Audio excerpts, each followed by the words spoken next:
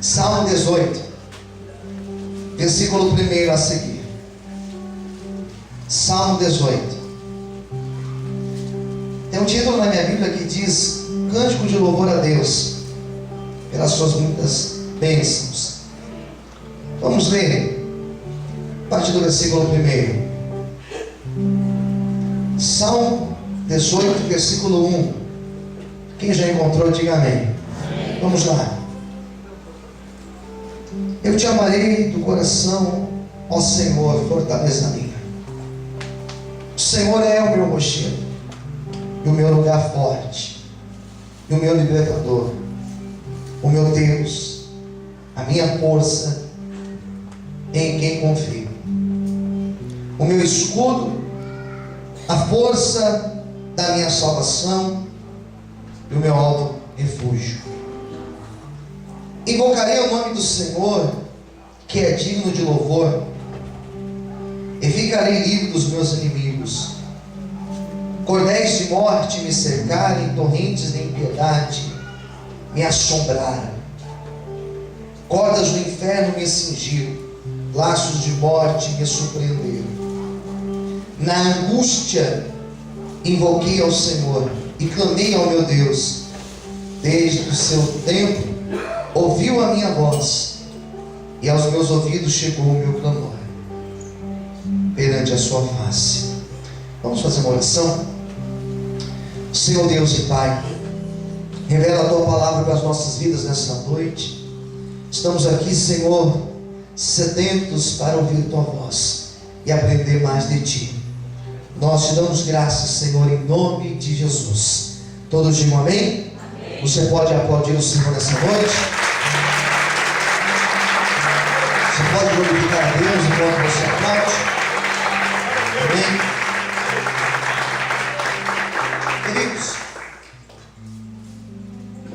a palavra que Deus nos deu nessa noite, eu já estou há algumas semanas pensando nela.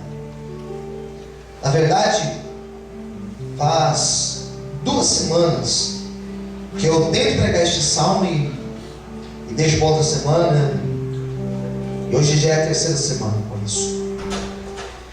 Eu já estou então há 20 dias ou há mais de 20 dias pensando neste salmo e pensando da maneira que eu entendo sobre Deus. O que eu penso sobre Deus? O que eu pude formular sobre Deus desde o meu nascimento ou desde quando me converti? De que forma que Deus ele se mostrou para mim? Isso é muito importante nós pensarmos sobre isso. Ainda mais eu que sou um pastor que prego, que dou aulas sobre isso. Importante nós pensarmos um pouco sobre Deus e da imagem que nós temos sobre esse Deus. Isso não é uma coisa que eu inventei fazer, não, porque sempre se falou, sempre se pensou sobre Deus. Quando você lê a história da humanidade, sempre se pensou sobre Deus. E o tempo foi passando, as coisas foram mudando. Deus mudou? Deus mudou? Deus muda? Deus não muda. O mesmo Deus que se relaciona comigo, com você, é o mesmo Deus que também se relacionou com os apóstolos, com os pais da igreja primitiva. O mesmo Deus que se relacionou com Davi, que foi que escreveu este cântico aqui, este salmo. Mesmo Deus que se relacionou com os profetas, que se relacionou com Abraão, com Isaac, com Jacó, é o mesmo Deus. O tempo foi passando, todas as coisas foram evoluindo, as coisas foram sendo pensadas com uma outra visão, com uma outra ótica. Mas Deus sofre influência do tempo? Deus não. Deus é o mesmo. Mas a maneira de se pensar sobre Deus também evoluiu. Aí sim, a maneira de pensar, a maneira de enxergar Deus, isso foi evoluindo. Quando você lê, por exemplo, as páginas páginas do Antigo Testamento, qual a imagem que nós temos de um Deus? Nós temos a imagem de um Deus muito grande, de um Deus severo em seus juízos, de um Deus justo, de um Deus que se revela ao homem. Como que Deus se revelou ao homem no Antigo Testamento? Através da lei, através daquilo que o judeu chama, através da Torá, aquilo que o muçulmano chama Torá. Deus se revelou através da lei, e através da lei Deus estabeleceu parâmetros para nós vivermos e nos relacionarmos com Ele e nos relacionarmos com o outro. E é por isso que quando você lê os 10 mandamentos, você vai ter ali um discurso de como você deve relacionar-se com Deus e de como você deve se relacionar com o outro. Deus se revelou assim. Quando você lê o Novo Testamento, como que Deus se mostra no Novo Testamento? Deus se mostra e se revela através, qual é o principal personagem do Novo Testamento? O nosso Jesus. A maior revelação foi através de Jesus. Deus mostra através de Jesus, e o próprio Jesus demonstra a maneira que nós podemos nos relacionar com Deus. Então nós temos toda uma evolução histórica, onde sempre se pensou de um Deus poderoso, de um Deus grande, de um Deus justo. Mas e hoje, nos nossos tempos? E hoje, no meio de tanto conhecimento, e um conhecimento tão acessível, antigamente se tinha aquelas Barças em casa, um monte de livro em casa, e ali estava o conhecimento. Mas hoje em dia, você consegue, através de um celular, você consegue acessar diversos sites, você consegue entrar em diversas bibliotecas, você consegue viajar o mundo inteiro através da internet. É um conhecimento muito mais acessível. E nos dias atuais, o que se pensa sobre Deus? E eu comecei a refletir, eu comecei a viajar nessas ideias. E eu comecei a ficar assustado. Porque a imagem que se fala de Deus hoje é de um Deus capitalista, de um Deus que tem somente o propósito de prosperar. Daí se formula a teologia chamada teologia da prosperidade, que não tem nada a ver com aquilo que eu acabei de ministrar ao falar da oferta, não tem nada a ver disso. Hoje em dia se fala de um Deus disposto a negociar. Se fala de um Deus hoje que senta na mesa e fala para você: o que você tem para mim e o que eu tenho para você, isso aqui. De um Deus que faz trocas.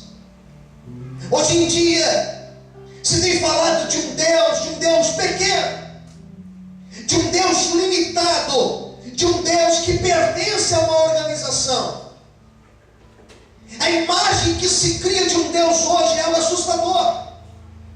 Esses dias eu estava lendo, e me fugiu agora o autor, ele dizia o seguinte, que os ateus da atualidade, sabe o que é ateu, né? Aquele que não crê em Deus.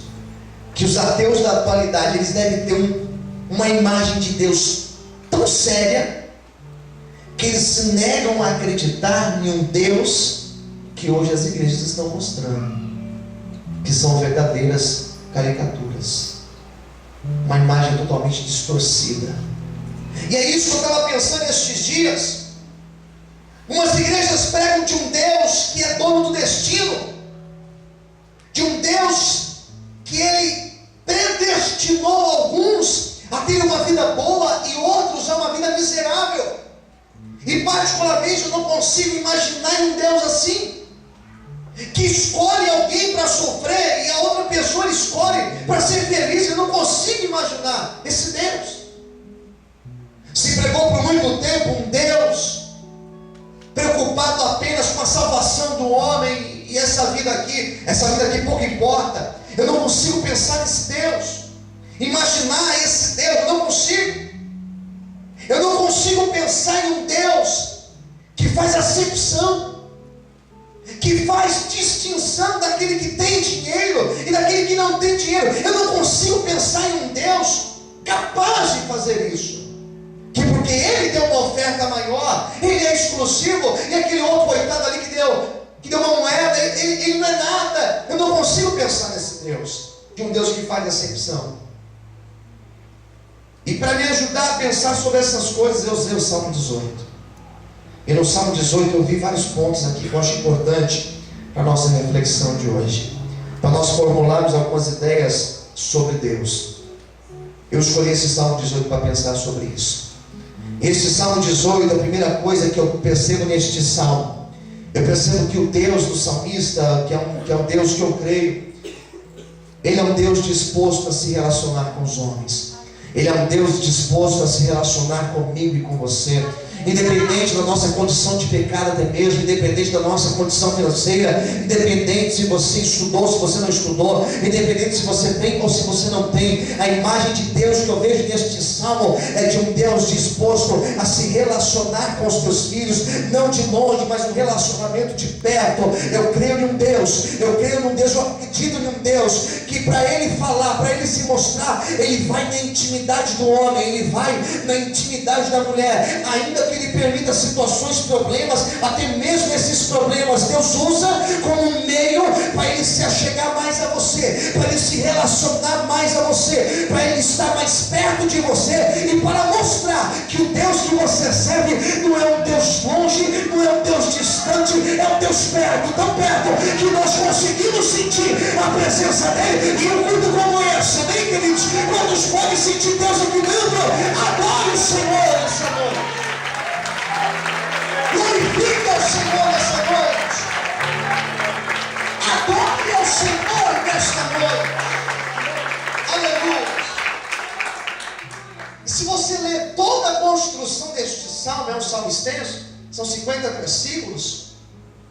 Este salmo vai falar de diversos problemas, diversas dificuldades, e já começa a tirar algumas conclusões. É um Deus que se relaciona, é um Deus que usa o meio das dificuldades, o meio dos problemas para se mostrar às nossas vidas. Para Deus se mostrar, Ele precisa de uma situação. Quem entendeu, diga amém.